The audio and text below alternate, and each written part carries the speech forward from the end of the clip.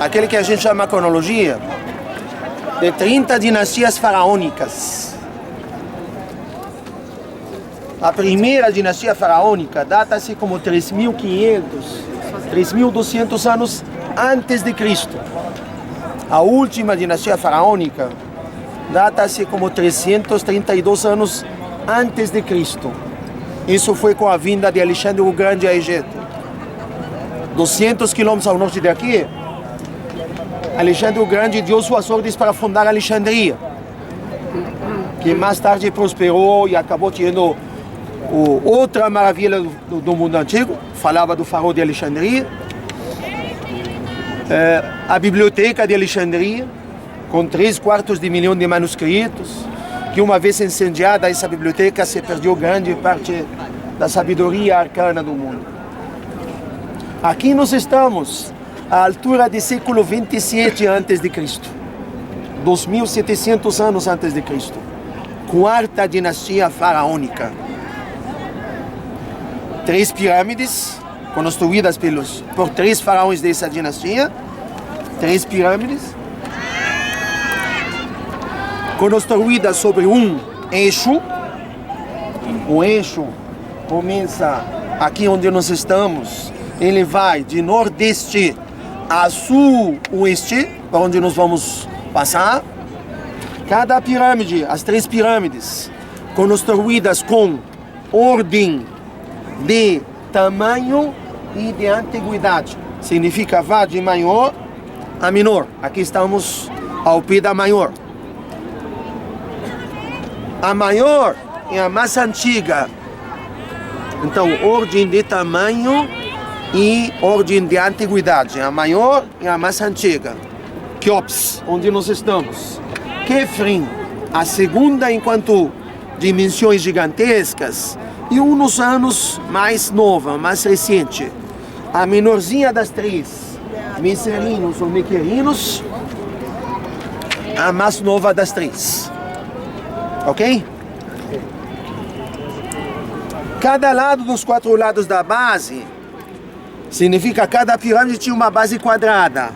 Cada lado dos 4 lados da base se enfrenta com um ponto dos 4 pontos cardeais. As 3 pirâmides mantêm as mesmas diretrizes. Significa que estão olhando ao mesmo ponto cardeal. Quantos metros tem a base? Eu vou lá. Cada pirâmide forma parte de uma cidade. Parece como fosse uma cidade. Cidade funerária, em termos cidade. Significa a pirâmide, você não acha a pirâmide sozinha, não. A pirâmide, havia um templo funerário ao pé da pirâmide, no alto da colina onde nós estamos. Se prolongava um calçadão de meio quilômetro de extensão. Onde nós estamos, no alto da colina, ao pé da colina. Onde nós vamos chegar, onde a esfinge foi talhada. Onde faziam templo embalsamatório. Onde eles viviam, não viviam aqui. Não, onde nós estamos, uma necrópole. Significa a cidade dos mortos, onde eles foram sepultados. Mas onde eles viviam, eles egípcios, eles faraós, viviam e nesse momento aqui, quando foram sepultados aqui, e nesse momento viviam a 20 quilômetros daqui. Uma cidade chamada Mênfis, uma capital chamada Mênfis. Ainda se visitam suas ruínas, a 20 quilômetros daqui. Viviam dentro do cultivo do Vale do Nilo, onde o sol nasce. Como via o sol morrendo todas as tardes, no deserto, no oeste, onde nós estamos, achavam que suas almas iam namorar no oeste. De aí fizeram aquele que a gente chama Acrópole, cidade dos vivos, onde eles viviam, e foram sepultados nas necrópole, cidade dos mortos, onde via o sol morrendo todas as tardes. Cada pirâmide, como dá para ver aqui, rodeada por aquelas ruínas que dá para ver aí na frente, nós chamamos mastabas. Aqui, cada pirâmide, uma pirâmide aqui, onde nós estamos, tem centenas de bancos de pedra. Ok? Centenas de bancos de pedra. Nos chamamos mastabas. E nestas mastabas, nestes bancos de pedra, quadrados ou retangulares, foram sepultados nobres, príncipes, sacerdotes, generais, eruditos, matemáticos. Significa o faraó governava, não governava sozinho. O faraó governava rodeado por um séquito, por uma casta de inteligentes, sábios, sacerdotes, generais, escribas, funcionários de alta dignidade. Foram sepultados nestas ruínas que dá para ver. Aquele que a gente chama mastabas. Formas monumentais de sepultamento em forma quadrada ou triangular. Também quando nós vamos de aqui, de ônibus, passando pelas três, vamos ver outras pirâmides pequenininhas, como estas aqui. Dá para ver outras pirâmides pequenas pelos lados. E nestas pirâmides pequenininhas foram sepultadas as rainhas, as esposas, as irmãs, as filhas. Significa o faraó sepultado na pirâmide. Só um faraó. Sem a esposa, sem a filha, sem a irmã, sem ninguém. Os nobres foram sepultados nessas, aquele que nós chamamos mastabas, aqueles bancos quadrados retangulares, e o sexo feminino sepultado, sexo feminino da realeza. Significa a esposa do faraó, filha do faraó, irmã do faraó, foram sepultadas naquelas pirâmides que nós chamamos secundárias, subsidiárias, satélites. Temos umas estatísticas, falam sobre quantos milhões de blocos de pedra. Please, excuse me. Temos estatísticas que falam sobre quantos milhões de blocos de pedra tem uma pirâmide. Primeiro devemos de saber, como a senhora perguntou, quantas são as dimensões. A largura de cada lado, dos 4 lados da base dessa pirâmide, 240 metros. A altura original dessa pirâmide, 147 metros. As pirâmides erguidas, como nós sabemos, sobre uma colina pedregosa, onde nós estamos. Onde foi construída a pirâmide, tiveram que nivelar, aplanar. Significa a colina era de uma certa topografia, certas ondulações. Mas onde as pirâmides foram construídas, eles acabaram nivelando, aplanando a base. Então, originariamente era 147, significa atualmente não é 147. Por quê? Porque as pirâmides originariamente estavam revestidas com uma cobertura externa. Se vocês conseguem olhar aquele primeiro degrau, ao pé da pirâmide, aquele liso de uma cor mais clarinha, isso fazia uma cobertura externa bem lisa. Essa cobertura externa fazia um ápice. O ápice era de 6 fileiras de blocos de pedra, tipo assim. Então era de 147 metros de altura, quando ainda conservava aquela cobertura externa. Dá para ver? Essa que é a cobertura externa. Aquele que nós estamos olhando agora. Esses são os blocos. Ok? Essa cobertura externa era lisa, desse jeito.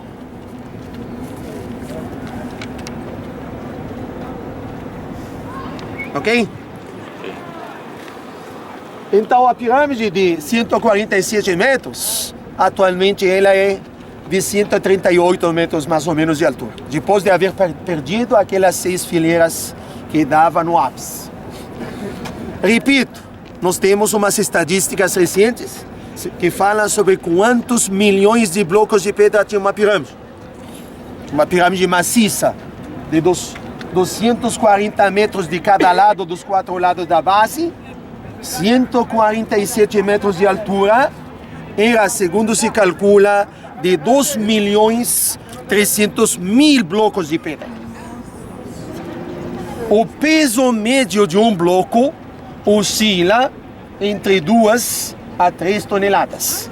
Dá para ver, dá para perceber aí na frente, os blocos das primeiras fileiras são bem maiores. Óbvio, resultava mais fácil subir, cada vez ia subindo, diminuía o volume do bloco utilizado. Por isso eu falo de uma média de 2 a 3 toneladas, um bloco dos 2.300.000 blocos de pedra. A mesma estatística fala, se nós cortamos os 2.300.000 blocos de pedra de 2 a 3 toneladas cada, em cubos de 1 pé de cada lado, pés cúbicos. O pé é de 33 centímetros, 3. Em lugar de 2 a 3 toneladas, apenas cubos de 1 pé de cada lado. E colocamos esses cubos em fila, como você chama, fila indiana, pode recobrir 2/3 do equador terrestre. 2/3 do equador da Terra. Se nós botamos em fila e cortamos em cubos de 1 pé de 1 pé de largura de cada lado, pode recobrir 2/3 do equador da Terra. Quantas pessoas precisava para construir uma pirâmide dessas dimensões? Segundo relatam os primeiros historiadores, Heródoto, por exemplo, vinha a Egito 450 anos antes de Cristo.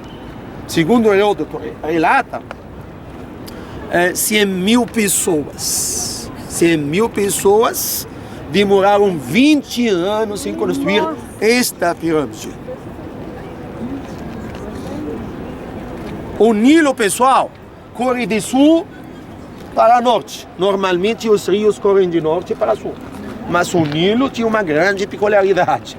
Ele corre de sul para norte. De África, onde ele nasce, Ruanda, por onde, Tanzânia, Congo, Quênia, Sudã, tudo e acaba desembocando aqui no Egito, no Mediterrâneo, 200 quilômetros ao norte. Então ele corre de sul para norte. Achando-se o granito. Esse não é granito. Esses blocos são calcários. Tipo essa colina, calcário. Significa que não precisava ir tão longe para procurar a pedra. Mas, achando o granito, que nós vamos ver granito, eles traziam a 1.000 quilômetros daqui, sul. Assuã, 1.000 quilômetros ao sul. Faziam nas balsas de madeira. Carregavam de granito. Esperavam na época da cheia do Nilo, quando o Nilo vinha com uma força tremenda, arrastando-se as balsas, com os blocos. Chega nas balsas com os correspondentes blocos ao pé da colina, onde nós vamos chegar, onde a esfinge foi talhada. Faziam um sistema de rampas para subir os blocos, desde o pé da colina ao alto da colina, onde nós estamos. A partir daí, começavam construindo as pirâmides. As pirâmides foram construídas em fileiras. E as rampas, conforme a 5ª fileira ou a 10ª fileira, iam subindo. Chega a essa altura de 147 metros. Foi um momento dos momentos mais prósperos em termos de matemática, em termos de arquitetura, em termos de astronomia, astrologia, como foi uma cultura das mais desenvolvidas, mais milenares do mundo antigo em absoluto. Está fazendo calor, não é? Tá. Eu não quero falar mais que isso. Se tem alguma pergunta, alguma curiosidade rápida, a gente pode. Por quê? Por que eles construíram? Boa pergunta. Quando morria um faraó, antes que nascesse o sol do dia novo, deveria ter outro faraó sentado no trono. Sem o faraó sentado no trono, o sol do dia novo não nasce. O Nilo não enche mais. Os irmãos se matavam entre eles. O pior, quando o estrangeiro fazia dono do país. Significa, segundo eles, quem vigiava a ordem cósmica era o faraó sentado no trono. Eles faraós, se identificavam com as forças cósmicas. Ele é sol nascente, ele é sol poente. Ele realizava navegação mística pelas águas do Nilo para dizer: sou eu quem traz as águas que engravida na terra de fertilidade. Imagine essas pirâmides quando ainda mantinha aquela cobertura externa lisa. Lisura com uma certa concavidade. O sol nasce, reflete seus raios sobre aquela pirâmide lisa. Em teoria, o faraó sepultado, a propósito, por onde ele sepultava, pode ver aqueles 4 blocos. Essa que era a entrada original. Mas uma vez sepultado, lacravam, selavam. Significa a entrada ficava oculta, não dava para ver. O cortejo fúnebre embalsamava, mumificava, e naqueles templos que a gente vai ver, templo, eu chamei embalsamatório. O cortejo fúnebre levava para um calçadão de meio quilômetro de extensão, desde o pé da colina ao alto, sepultavam dentro, lacravam, selavam. Quando o sol dava seus reflexos acima da pirâmide, quando ainda mantinha aquela cobertura externa, ele vira astro-rei. Ele, morto, vira astro-rei. Esta pirâmide aqui, Quéops, onde nós estamos, se vocês conseguem olhar aqui, eu quero ficar de frente. Aqui, sim. Por gentileza, todos fiquem para trás. A ideia era essa, eu queria, mas eles vieram para trás. Eu queria que vocês... Mas está bom. Aqui.